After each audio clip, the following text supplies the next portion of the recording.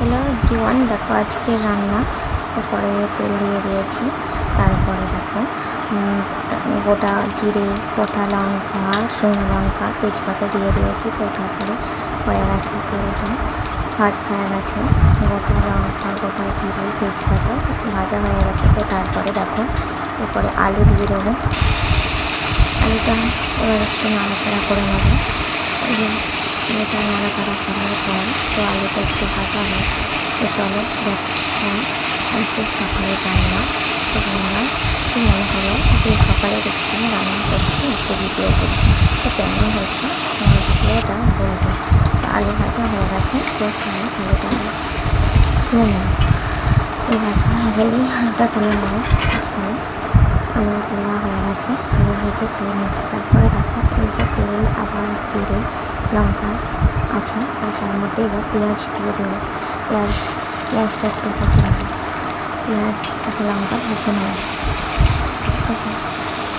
দিলাম দেখো পেঁয়াজ ভাজা হচ্ছে। এখন পেঁয়াজটা ভাজা হয়ে গেলে এরপরে মশলা দিয়ে দেবো।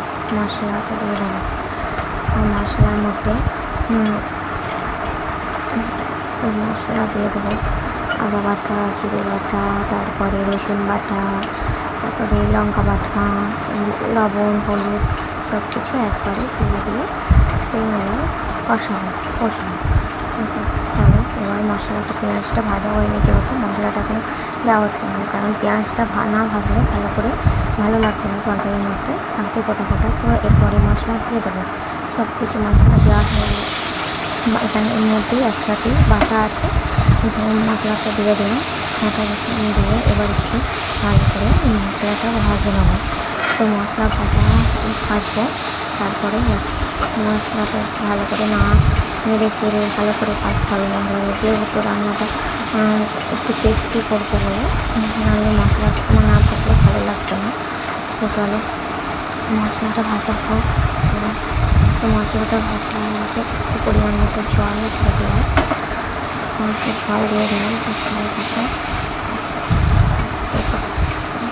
তো কেমন হয়েছে বলো রান্নাটা।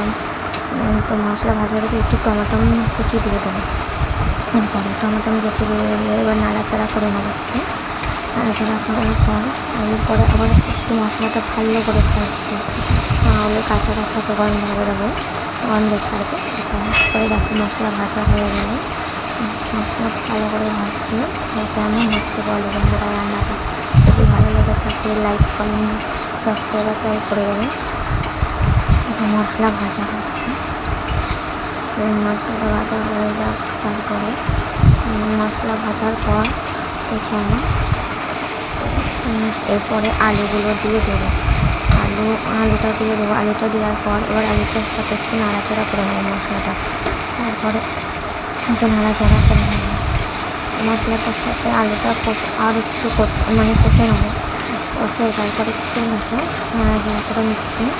নাড়াচাড়া করার পর তারপরে দেখো কী করবো আজকে রান্না। কী বলো তো বন্ধুরা, তোমাদের মনে হচ্ছে কি আজকে রান্নাটা হবে আলুর তরকারি না কী হবে বলো তো একটু। তার আগেই ভিডিও করার আগেই বলো তো তোমরা কী আজকে রান্না করবো। চলো দেখো বেশি ভালো করে আলুটাও একটু কষে নিচ্ছে, কষা হয়ে গেছে মনে হচ্ছে। দেখো যেহেতু কিছু শুকনো হয়ে গেছে। তো তারপরে দেখো কী দিয়ে দিচ্ছি আমি। দেখো মুগনি মটর, কেন প্রেসার কুকারে সিটি মারাই আছে। তো তারপরে মটরগুলো দিয়ে দিলাম। মটরগুলো দেওয়ার পর একটু নাড়াচাড়া করে নিচ্ছি। তো দেখো কেমন হচ্ছে বলো তো, কেমন লাগছে ভূমিটা, কেমন হয়েছে বলো দেখি।